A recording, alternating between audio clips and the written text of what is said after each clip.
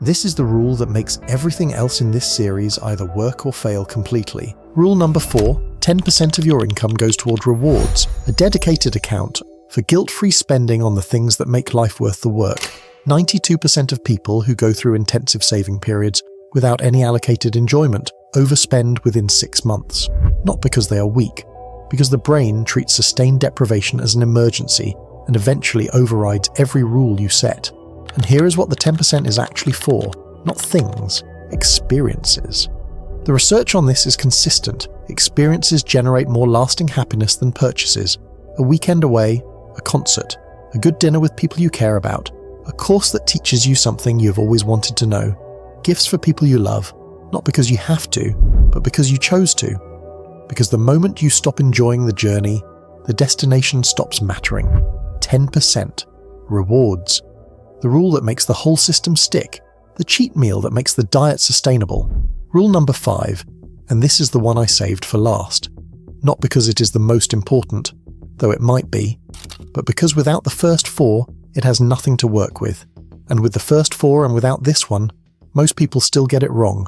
The first 4 rules told you what to do with your money: 25% into growth, 50% on essentials only, 15% building the wall, 10% in the joy jar. Rule 5 tells you the order. And the order is everything. Because here is what I have watched happen to intelligent, motivated people who understood the framework but got the sequence wrong. They start investing. 25% into index funds, automated, doing everything right. But they have no wall yet, no stability fund. 3 months in, an unexpected bill arrives.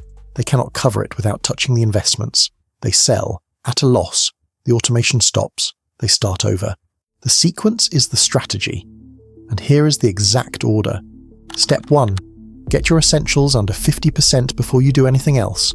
Not roughly 50, actually 50.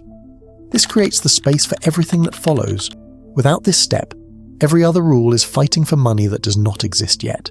Step 2. Build your stability fund to 5 months of core expenses. All 15% goes here first, every single month, until it is full. This is the wall. It takes time. Build it anyway, because until it is in place, your investments are not really yours. They are one emergency away from being liquidated. Step 3. Once the wall is full, redirect the 15% toward growth. Now your 25% becomes 40% going into assets, index funds, skills, things that increase in value. This is where the compounding begins to feel real. Step 4. Once the compounding is running, use the growing percentage to build the second income stream. A skill, a side project, something that earns outside the salary. The salary gives you the stability to build it. The sequence gives you the order to build it without everything collapsing in the process. If these 5 rules gave you something real, subscribe.